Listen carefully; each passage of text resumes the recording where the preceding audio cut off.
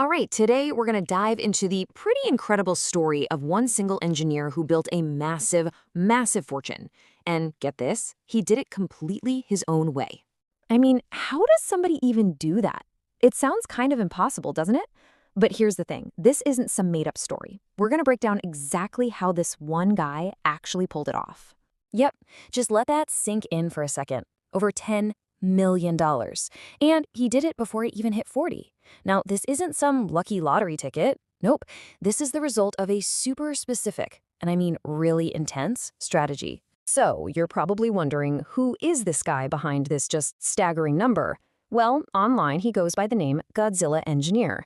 And trust me, his story is maybe even more fascinating than his bank account. And you know, to really get who he is, you have to understand he's not just some spreadsheet nerd. The story of how he met his wife is actually amazing. They met online because she, a humanities major, straight up didn't believe he actually went to the prestigious National Taiwan University for electrical engineering. So she called him out on it. And, well, they ended up getting married. It's just a great reminder that behind all these crazy numbers, there's a real person, you know? Okay, so here are the stats on this guy. He's in his late 30s, working deep inside the semiconductor industry out in California, and yeah, he's pulling in a huge salary. But the truly stunning part? He took his Roth IRA, that's a retirement account, from zero to $1 million in just 7 years. How? Mostly by going all in on NVIDIA stock way back in 2021. Okay, let's get to the good stuff, the playbook. How in the world did he build this fortune? Because I'll tell you right now, his strategy, it pretty much goes against everything you've ever been told about investing. So his whole philosophy can be boiled down to this one really powerful analogy. See, most of us were taught to invest with a shotgun. You know, spread your money around, diversify, lower your risk, get that slow and steady growth. He does the exact opposite. He uses a sniper rifle. We're talking highly concentrated, super focused bets on just a handful of companies that he knows inside and out. It is crazy high risk for sure, but the potential reward, well, it's astronomical. And here's what that sniper rifle looks like in the real world. His entire portfolio is basically built around a few huge names in tech and semiconductors. We're talking NVIDIA, Palantir, TSMC, and Broadcom. He's not guessing here. He's investing exactly where his day job gives him a massive edge. It's what you'd call his circle of competence. He actually has 5 simple rules that he lives by. First, keep your portfolio tiny, less than 5 stocks. Second, stick to what you actually know, your industry. Third, and this is a big one, don't quit your day job. That income is your foundation, it takes the pressure off. Fourth, ignore all the media noise and just trust the data. And finally, maybe the most important rule of all, keep your health and your family life in balance. Now, you might hear that he uses options and think, oh, he's just gambling, but that's not it at all. For him, options are a defensive tool. He uses them to protect the huge gains he's already locked in.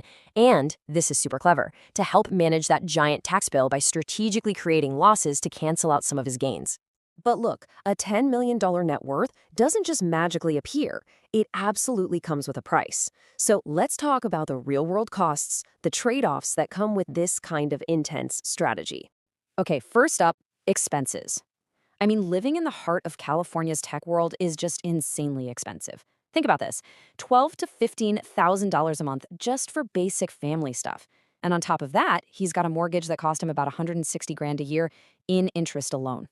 Wild. And if you thought that was a lot, wait till you see the tax bill. This is just staggering.